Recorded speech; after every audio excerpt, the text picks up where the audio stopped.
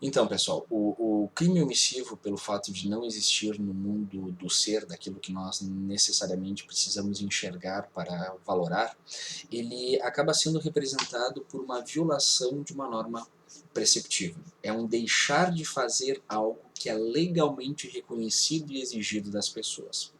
Ou seja, o crime omissivo no âmbito do direito penal, ele é sempre a omissão de um dever, de um mandamento legalmente estabelecido.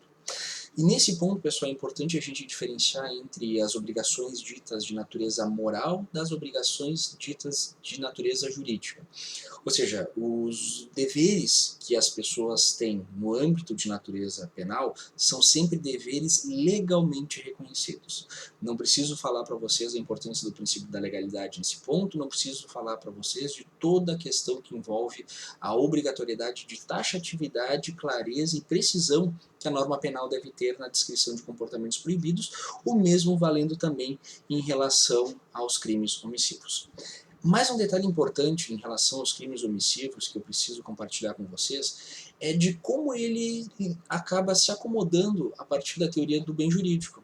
Porque é muito fácil nós reconhecermos que um crime praticado por meio de uma ação ofende o bem jurídico.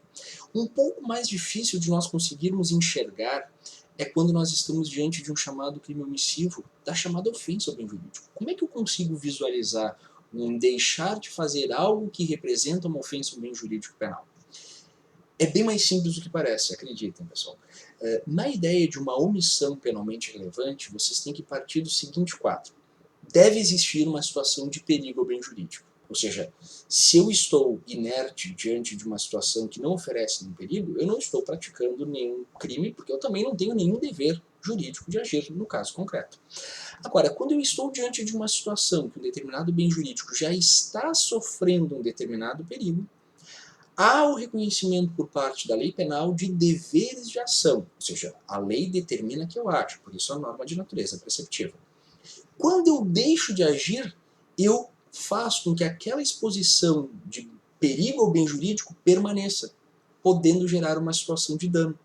Então, a punição, ou mais precisamente, a ofensa ao bem jurídico nos casos de crimes omissivos, ela se dá quando eu deixo de agir e desta forma não realizo uma ação esperada pelo ordenamento jurídico que visava parar ou reduzir o grau de exposição a perigo que o bem jurídico já está passando.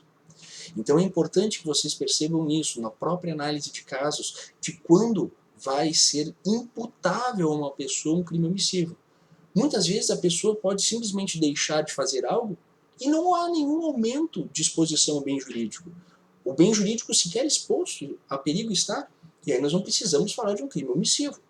Tá, pessoal? Então, muita atenção com relação a este ponto aqui. Há ainda uma classificação que é importante nos crimes omissivos, que são os chamados crimes omissivos próprios e os crimes omissivos impróprios. Essa diferenciação, pessoal, ela está no material de apoio de vocês conseguem visualizar com calma, mas eu quero deixar alguns pontos bastante precisos, importantes e preciosos para vocês. Crime omissivo próprio é aquele que vem descrito como, diretamente no tipo penal, a partir daquilo que vocês lerem, como sendo um crime de violação de uma norma de natureza preceptiva. Ou seja, é o deixar de fazer algo que a lei determina que eu faça. Algumas hipóteses que nós podemos analisar aqui como sendo hipóteses tradicionais dos crimes omissivos é o caso da omissão de socorro, prevista lá no artigo 135 do Código Penal, que é justamente o deixar de realizar uma ação de salvamento de uma pessoa que se encontra exposta a perigo. Se eu estou passando pela rua e deixo de agir salvando uma pessoa, e essa pessoa venha morrer, eu não respondo pelo resultado morte, mas eu irei responder pelo resultado da não cessação da situação de exposição a perigo que essa pessoa estava submetida. Ou seja, o ordenamento jurídico me impõe um dever de agir neste caso concreto. E se eu não agir, eu deverei ser responsabilizado. Alguns outros casos envolvendo omissões, que a gente pode analisar de forma bastante precisa e clara, os casos envolvendo a omissão de recolhimento de contribuição previdenciária. No final do mês, o empregador deve sempre realizar os repasses dos valores correspondentes à Previdência Social. de cada um de seus empregados. Se eu, enquanto empregador, deixo de, eu pratico um crime omissivo próprio. Ou seja, eu deixei de recolher aquilo que, por obrigação legal, eu deveria realizar. Importante aqui, pessoal, muitas vezes nós teremos situações onde obrigações de natureza moral estão previstas no nosso cotidiano, no nosso dia a dia, e esses casos eles não deverão ser reconhecidos como deveres jurídicos, salvo ser reconhecidos por lei. O exemplo que eu trago para vocês é uma situação prevista lá no Código de Trânsito, que é o caso de omissão de socorro de pessoa que foi vítima de acidente. Houve um debate de constitucionalidade já declarado pelo Supremo Tribunal Federal, dizendo que é legítimo o Estado impor o dever de agir e, portanto, criminalizar aquele que não age nos casos em que o sujeito dá causa a um acidente de trânsito e não socorre a vítima, ainda que esta vítima tenha tido morte instantânea. Atenção, a morte instantânea não tem o que se fazer. Qual é o dever jurídico que eu tenho possível de ser imposto a uma pessoa se a vítima já está morta? Qual é o bem jurídico que eu posso proteger? Esse ponto, pessoal, é um ponto que eu coloco aqui a título de crítica, a gente pode comentar com mais calma no fórum.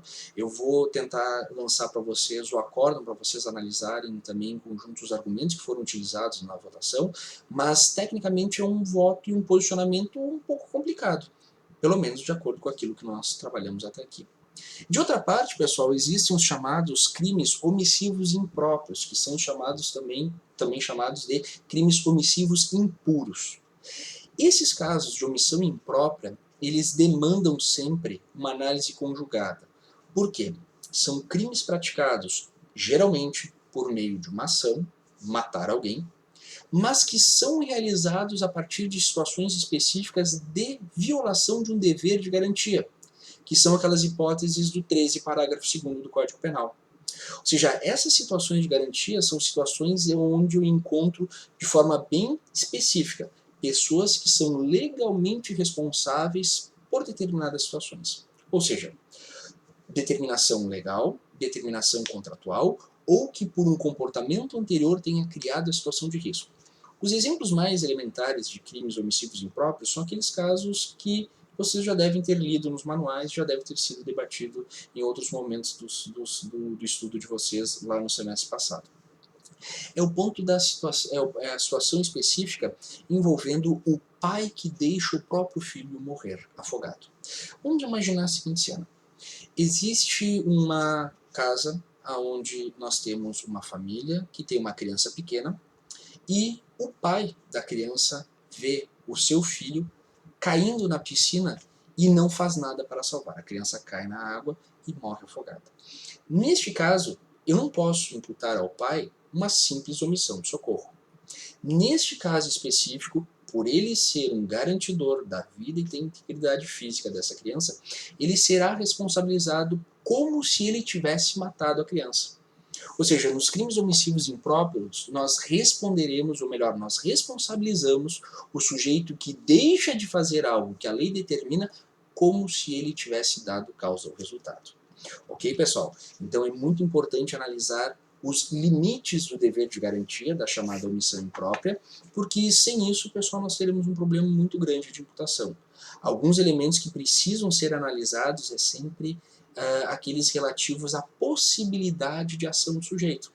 Se este pai dessa criança fosse um sujeito tetraplégico, estivesse numa cadeira de rodas e o filho cai na piscina, eu posso exigir dele uma ação? Poder, moralmente, eu posso até exigir. O problema é que o dever legalmente imposto a uma pessoa tem que sempre ser um poder juridicamente possível de ser executado. Se este pai não tem condições de ação, eu não tenho como exigir dele nenhuma ação, pessoal. Então, muita atenção com relação aos deveres de garantia. Outros exemplos envolvendo deveres de garantia estão relacionados à atuação de policial, ou seja, o policial ele não pode ser compreendido como policial 24 horas, no sentido de que ele tem que impedir todos os crimes. Ou seja, se um policial está a paisana fora do seu horário e está diante de um assalto, ele não é responsável pelo assalto juntamente com a pessoa que apontou a arma de fogo, por mais que ele tenha o dever de garantia e o dever de enfrentar o perigo. há situações em que não se pode exigir um ato de heroísmo. Eu vou tentar trazer para vocês alguns casos, algumas situações envolvendo crimes omissivos impróprios, para vocês conseguirem visualizar isso com mais clareza. Esses vídeos eles vão ter por objetivo trabalhar alguns conceitos, algumas questões mais pontuais, para vocês conseguirem acessar com tranquilidade e recapitularem esses conceitos, caso sempre fique alguma dúvida a partir daquilo que vocês venham a ler. Tá, pessoal? Um abraço, até mais, tchau, tchau.